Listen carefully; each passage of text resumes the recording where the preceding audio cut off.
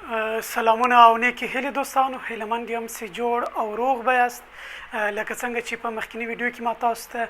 د دوهم فصل په اړه باندې لاند معلومات شریک کړي وو، چې په دې ویډیو کې غواړم تاسو ته د دوهم فصل د لومړنۍ موضوع په اړه باندې لاند معلومات در سره شریک کړم، چې د نن ورځې موضوع ده د مقناطیس لاند تاریخ، چې په دې اړه باندې غواړم له تاسو سره لاند معلومات شریک کړم.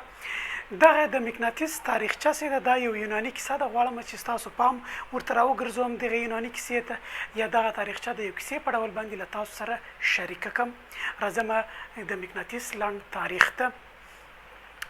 د مقناطیس لاند تاریخ باندې لکه څنګه چې ما درته ویلي یو یوناني کیسه موجوده ده، چې په دې کیسه کې وایي د یونان په هیواد کې چې یو منطقه یا سیمه د مګنیزیا په نامه یادیږي. په دغه سیمه کې یو شپون اوسیږي چې دغه شپون له دغه منطقې څخه خورا زیات متاثره شوی و، نو په همدې اساس باندې خپل نوم هم چې شو مګنیس ایښی و. همدغه شپون یو ورځ له خپلو څارویو سره د مګنیسیا یو منطقې ته وځي یا بهر ته وځي. دورې کله چې دی له خپلو څارویو سره پر لاره باندې روان و، دی له یو ډبرې سره مخامخ کیږي، د یو لوی ډبرې سره مخامخ کیږي. نو که تاسو لیدلی وي زموږ ستاسو په هیواد کې هم هر هغه شپون له ځانه سره یو لرګی لیږدوي، چې همسا ته ورته یو لرګی له ځانه سره چې دی لیږدوي، چې همدغه شپون هم له ځانه سره یو لرګی درلوده، چې دغه لرګي په اخرنۍ برخه کې د اوسپنې څخه کار اخیستل شوی وي، یا په بله اصطلاح باندې دغه لرګي هغه اخرنۍ برخه د اوسپنې په واسطه باندې چې شوه پوښل شوې وه. نو کله چې نوموړی شپون و دغه ډبرې ته نږدې کیږي او ورسره مخامخ کیږي، دغه ډبره د شپون دغه لرګی ځان ته چش کوي، راجذبوي، چې دغه لرګی له دغه ډبرې سره چش کیږي، نښلول کیږي یا چسپیږي. نو د همدغه حادثې په لیدو سره دغه شپون چې دی حیرانېږي چې دا ډول حادثه مخکې له دې له ده سره نه وه پیښه شوې. نو کله چې شپون کوشش کوي چې دغه لرګی له دغه ډبرې څخه جدا کړي، چې دی په اساني سره نشي کولی چې دا لرګی جدا کړي، نو دی د دغه لرګي د جدا کولو لپاره یوه پښه هم پر دغه ډبره باندې ایږدي، تر څو دغه لرګی چې شي په اساني سره له دغې مقناطیسي ډبرې څخه چې شي جدا کړي. نو کله چې دی لرګی جدا کوي، په دې حالت کې دغه د پښه هم پر دغه ډبره باندې نښلي، چې د دې صحنې په لیدلو سره دا شپون نور هم حیرانېږي چې دا څه ډول حادثه ده چې زما پښه هم پر دې ډبره باندې موښلي او همدارنګه دغه لرګی هم ځان ته راجذبوي. نو کله چې شپون هڅه کوي لومړی لرګی او وروسته خپله پښه له دغه ډبرې څخه جدا کوي، نو شپون دې نتیجې ته رسیږي چې نوموړې ډبره د لرګي هغه برخه ځان ته جذبوي په کومه کې چې د اوسپنې څخه کار اخیستل شوی دی یا د اوسپنې په واسطه باندې پوښل شوی ده. همدارنګه د بوټ یا څپلۍ هغه برخه ځان ته جذبوي په کوم کې چې دغه میخونه چې دي کارول شوي دي.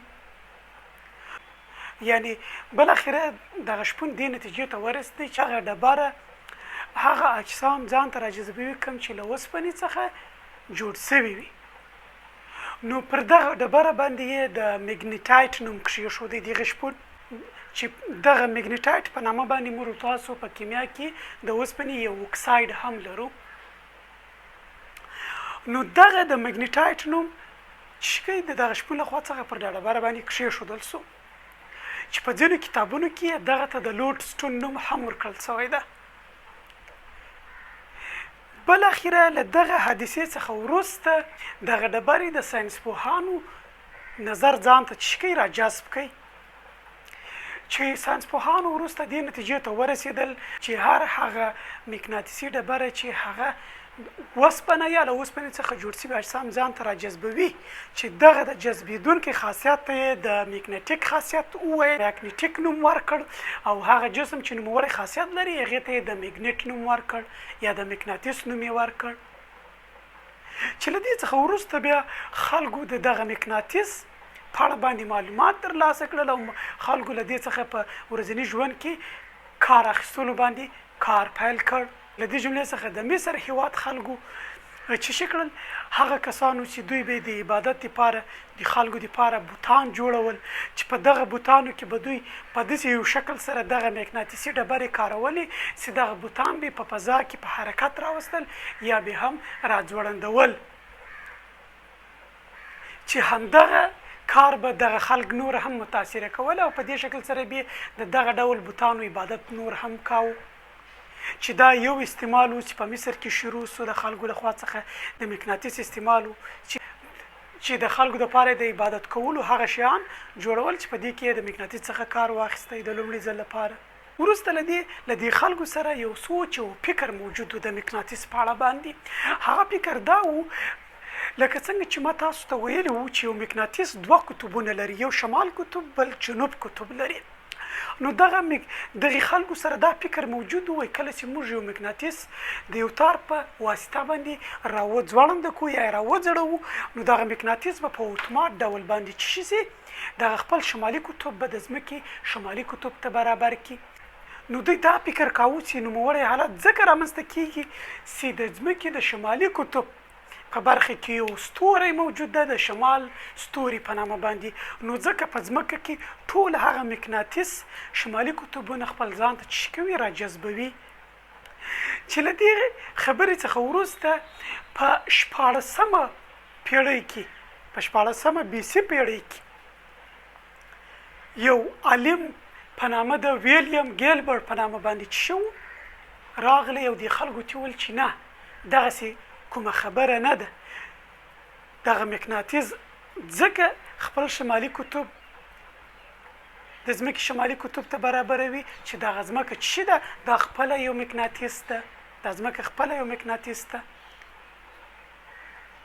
نو دا ځمکه چې ده دا خپله یو مقناطیس ده. نو هغې وویل که چیرې موږ دغه ځمکه د مقناطیس په شکل وښیو نو دا به داسې یو شکل ځان ته غوره کړي لکه څنګه چې مثلا دی وویل چې دغه ځمکه سیده دا خپله چې ده یو مقناطیس ده په مجموع کې. وایي که چیرې موږ دغه ځمکه د یو مقناطیس په شکل باندې وښیو نو دا به یو داسې یو شکل چې دی ولري لکه څنګه چې تاسو یې وینئ چې دا د ځمکې کره ده د یو مقناطیس په شکل باندې چې وښودله په دې شکل سره. یو خو موږ په ځمکه کې دوه قطبونه لرو چې یو شمال چې د نارت په نامه یادېږي بل ساوت چې د جنوب قطب ورته وایي. وایي که چیرې موږ دا ځمکه د یو مقناطیس په شکل وښیو نو دغه به د مقناطیس جنوب قطب سي او دا به د مقناطیس شمال قطب سي. هغه ځکه چې موږ ویلي وو که چیرې موږ دوه مقناطیس یو له بل سره په دې شکل سره نږدې کړو که تاسو لیدلی وي ځینې وخت دوی مقناطیس یو بل جذبوي ځینې وخت یو بل دفع کوي یو بل دغسې ټیله کوي. دا ځکه چې همیشه هم قطب لرونکي مقناطیس شمالي قطبونه یو له بل سره نږدې کړو که چیرې موږ د دوو مقناطیسو شمالي قطبونه دواړه یو له بل سره په دې شکل سره نږدې کړو دا یو بل چې کوي دفع کوي. نو مختلف القطبه مقناطیس یو بل چې ده جذبوي. مثلا یو شمال قطب د مقناطیس یو بل چې وي جنوب قطب په دې شکل سره بیا یو دوه مقناطیس یو بل چې کوي جذبوي. نو په همدې اساس باندې دوی ویل که چیرې موږ دغه ځمکه د مقناطیس په شکل سره وښیو چې یو ته شمال چې یوه څوکه یې د جنوب او بله څوکه یې د شمال قطب په نامه یاده کړو د دغه ځمکې د مقناطیس په شکل باندې چې خپله ځمکه یو شمال قطب او بل جنوب قطب لري. نو دغه د ځمکې د مقناطیس دغه جنوبي قطب به د ځمکې شمالي قطب ته ځکه راځي چې دا دواړه مختلف القطبه دي لکه څنګه چې ما درته وویل مختلف القطبه مقناطیس یو بل چې کوي جذبوي. نو په دې اساس باندې دا دلته راځي او شمالي قطب د دغه ځمکې د مقناطیس د ځمکې د جنوبي قطب سره برابرېږي. نو اوس که چیرې موږ چې دا ځمکه خپله یو لویه مقناطیس ده که په دې کې موږ یو بله وړوکې مقناطیس ځای پر ځای کړو یا په یو تار باندې راوځړوو نو په دې شکل سره به د دغه کې مقناطیس شمالي قطب د ځمکې د مقناطیس جنوبي قطب سره برابر سي او جنوبي قطب د ځمکې د مقناطیس له شمالي قطب سره برابر سي. نو په دې شکل سره به دغه که چیرې موږ یو مقناطیس د یو تار په واسطه باندې راځوړنده کړو نو د دغه به په اتومات ډول یا په خپله باندې چې کوي د دې شمالي قطب د دغه شمالي قطب د ځمکې شمالي قطب ته برابر سي. لکه څنګه چې دلته ما درته ویل چې دغه وړوکی مقناطیس موږ د ځمکې په یو لوی مقناطیس کې چې ځکه یو لوی مقناطیس ته چې موږ تاسو پکې ژوند کوو په دې کې چې موږ یو مقناطیس راوځړوله نو دغه شمالي قطب یې د ځمکې له شمالي قطب سره برابر سي د یو مقناطیس په اتومات ډول یعنې په خپله به ځان له دغه شمالي قطب سره برابر کړي. همدارنګه جنوبي قطب یې د ځمکې له جنوبي قطب سره برابر سي. نو دغه ساینسپوه لخوا څخه و دې خلکو ته دغه تشریح کړ چې نه داسې خبره نه ده چې ګواکې د ځمکې په شمالي قطب کې د شمال په نامه یو ستوری وجود لري ځکه د مقناطیس شمالي قطبونه ځان ته راجذبوي چې په دې شکل سره یې دا ورته څه کړل ورته تشریح کړل د دغه ساینسپوه لخوا څخه وروسته خلکو کوشش او هڅه شروع کړله په مختلفو شکلونو باندې مقناطیسونه جوړول او په ورځني ژوند کې به ورڅخه کار اخیسته چې دغه جوړونه همدغه علم څخه په 14مه پیړۍ کې چې همدغه د مقناطیس جوړونه یا په مختلفو شکلونو باندې د مقناطیس جوړول همدغه ساینسپوه لخوا څخه په 14مه پیړۍ کې په خپل کتاب کې ډایمګنیټیک په نامه یادیږي چې په دغه کتاب کې د خپل د یو مقناطیس رامنځته کول په درو ډوله باندې په درو میتودونو باندې یا په درو تخنیکونو باندې موږ لاسته راوړلی سو هغه ځکه چې ده وویل چې په طبیعت کې موږ هغه مقناطیس چې په طبیعت کې په طبیعي ډول پیدا کیږي دې ډول ته د طبیعي مقناطیس نوم ورکړل او هغه مقناطیس چې موږ له طبیعي مقناطیس څخه لاسته راوړو دې ډول مقناطیس ته د څه ورکړل د مصنوعي نوم ورکړل نو موږ دوه ډوله مقناطیس لرو یو طبیعي مقناطیس ته یو مصنوعي مقناطیس ته نو د په خپل کتاب کې دغه درې تخنیکونه یا تکنیکس وړاندې کړل چې کوم موږ له طبیعي مقناطیس څخه څنګه کولی شو یو مصنوعي مقناطیس رامنځته کړو د چې په دې اړه باندې د لومړنی تخنیک دا و وایي که چیرې موږ یو طبیعي مقناطیس راواخلو د هغې څخه د اوسپنې یو ټوټه د هغې سره د اوسپنې یو ټوټه وموښو وروسته به دغه طبیعي مقناطیس کوم چې د اوسپنې اجسام ځان ته راجذبوي دغه د جذب خاصیت به یې و دغه اوسپنې ټوټې ته انتقال سي چې دې ډول تخنیک ته د رابینګ یا د مشولو تخنیک هم یاد کړی ده چې دا لومړی تخنیک و د ویلیام ګیلبرټ چې په خپل کتاب کې وړاندې کړی و یعنی په دې شکل سره موږ کولی سو چې له یو طبیعي مقناطیس څخه یو مصنوعي مقناطیس رامنځته کړو نو کله چې دغه ساینسپوه دغه تخنیکونه وړاندې کړل د خلکو ته وروسته بیا د مقناطیس استعمال خورا زیات په مختلفو شیانو کې استعمال لکه څنګه چې نن ورځ موږ تاسو په خورا زیاتو شیانو کې استفاده کوو د هغې نه تر ټولو لوی مثال مثلا دغه په کور کې چې موږ تاسو دغه د باد پکه چې لرو په دغه پکه کې چې کوم موتور استفاده کیږي کله چې دغه پکه په حرکت راځي په دې کې چې هغه واینډینګ یا هغه کوال یا سمپیچ چې دي دغه سمپیچ ته موږ برق ورکوو دغه یو الکترو یا برېښنایي مقناطیس رامنځته کوي چې دغه برېښنا په مرسته چې کوم مقناطیس رامنځته کیږي د دې په داخل کې هغه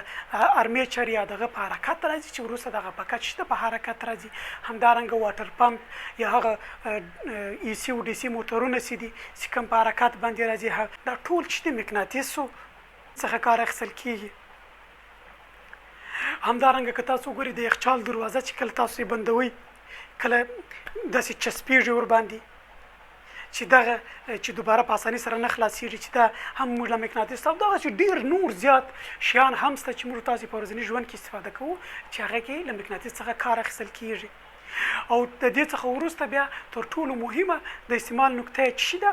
نیویګیشن یا د موقعیت په معلومولو کې که تاسو فکر کړی وي موږ چې کله کوم ځای ته ځو که هغه په موټرسایکل یا موټر کې ځو موږ تاسو د جی پی ایس څخه کار اخلو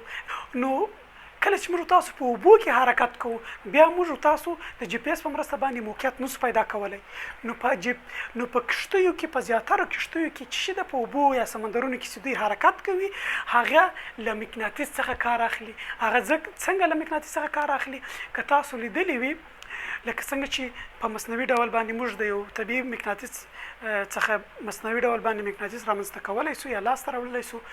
نو که چیرې موږ د اوسپنې یو ستن یا نیډل راواخلو دا که پر طبیعي مقناطیس باندې وموښو یو څونه وخت وروسته به دغه د جاذبې خاصیت به دغه ستنې ته انتقال سي که چیرې موږ دغه ستنه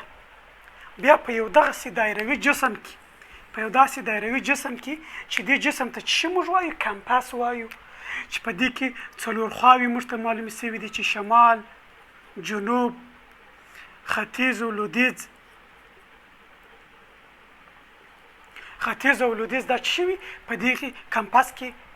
ښودل شوي وي چې دغه الې ته موږ څه وایو کمپاس وایو موږ نو که چیرې دغه ستن یا نیډل چې موږ له طبیعي مقناطیس څخه په مصنوعي مقناطیس باندې تبدیله کړې ده که چیرې دا نیډل موږ په دې شکل سره دا ستن په دې شکل سره دې په منځ کې کښېږدو نو دغه ستن به څه ده په اتومات ډول باندې به خپله موږ تاسو ته د ځمکې شمالي او جنوبي قطبونه راښیي چې په دې شکل سره په کښتیو کې دغه خلک چې دي د ځمکې شمالي قطب او جنوب قطب معلوموي او په دې شکل سره دوی خپل موقعیت او جهت تعینوي تر څو هغه ټاکلې نقطې ته ورسیږي. چې موږ تاسو یې د قبلې په پیدا کولو کې هم استفاده کوو، د قبله نماز چې ورته وایي دغه د قبلې د پیدا کولو کې هم موږ تاسو چې کوله د کمپاس څخه کار اخلو چې په دې کمپاس کې موږ ته شمال او جنوب راشي چې په دې سره موږ تاسو چې د قبله مشخصوو په یو ټاکلي ځای کې، بیا وروسته موږ تاسو لمونځ کوو چې دا یو بل استعمال د مقناطیس. خو له دې څخه وروسته خورا په زیاتو شکلونو او شپونو کې چې دا مقناطیس بازار ته او مارکیټ ته وړاندې کېږي او تر نن ورځې پورې په مختلفو ځایونو کې کارول کېږي. چې دغه لنډ معلومات لکه څنګه چې ما تاسو سره شریک کړل چې لکه څنګه چې ما درته وویله په 600 BC کال کې د شپون له خوا څخه د یونان په هېواد کې د مګنیسیا په منطقه کې چې دغه شپون خپله میګنس نومېده، له دې له خوا څخه د لومړي ځل لپاره د مقناطیس کشف سو یا وپېژندل سو. وروسته بیا ساینسپوهانو توجه یې ځان ته راواړولې چې بیا ساینسپوهانو نوموړې ډبره د میګنیټ په نامه یاده کړله چې وروسته له دې بیا خلکو په مختلفو ځایونو کې استفاده کوله. لکه څنګه چې ما مثال درکړي چې په مصر کې خلکو د عبادت د شیانو کې استفاده کوله، هغه شیانو کې چې دوی به ورته عبادت کوو لکه بوتانو د هغې په جوړولو کې به یې کاروله. چې له دې څخه وروسته بیا یو بل عالم په 14مه پیړۍ کې رالی چې د ویلیم ګیلبرټ په نامه یادېږي چې هغې وروسته نور معلومات هم په دې باره کې وړاندې کړل. هغې دا هم وویله چې ځمکه چې د خپله یو مقناطیس ده، بیا ځمکه داسې د یو مقناطیس په شکل باندې وښودله. بیا وویله چې ځکه یو مقناطیس چې موږ تاسو د تار په واسطه باندې راځوړنده کړو، لکه څنګه چې مقناطیس 2 قطبونه لري، شمال او جنوب، نو هغه شمالي قطب به په اتومات ډول یا به په خپله باندې د ځمکې شمالي قطب ته ځان برابروي چې هغه دلته موږ ته تشریح هم کړه. هغه ځکه چې دا ځمکه خپله هم یو مقناطیس ده چې خلکو له دې څخه مخکې په یو بل باور باندې ول چې هغه باور یې بیا د دغه ساینسپوه له خوا څخه چې څو له منځه ولاړی. بیا وروسته دغه ساینسپوه د دغه مصنوعي مقناطیس د رامنځته کولو لپاره په خپل کتاب کې 3 تخنیکونه وړاندې کړل چې له دې 3 تخنیکونو څخه یې ما تاسو ته یو تخنیک تشریح کړ چې یو تخنیک یې دا و چې لکه څنګه د اوسپنې یو ټوټه رااخلو، د یو طبیعي مقناطیس باندې یې موښو چې وروسته له څه وخت له مښلو څخه به دغه طبیعي مقناطیس هغه جذبېدونکی خاصیت به و د اوسپنې دغه ټوټې ته انتقال شي، بالاخره به دغه ټوټه هم په یو مقناطیس باندې تبدیل شي. دې ډول مقناطیس ته مصنوعي مقناطیس وایي چې په عمومي ډول باندې موږ 2 ډوله مقناطیس لرو، یو مصنوعي مقناطیس ته، یو چې د طبیعي مقناطیس ته.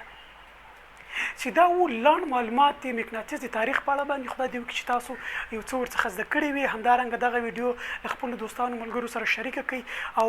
زموږ یوټیوب چینل در سره سبسکرایب کړئ تر څو دې ته ورته نورې ویډیوګانې ترلاسه کړئ. ډېره مننه دوستانو، ښه وخت ولرئ.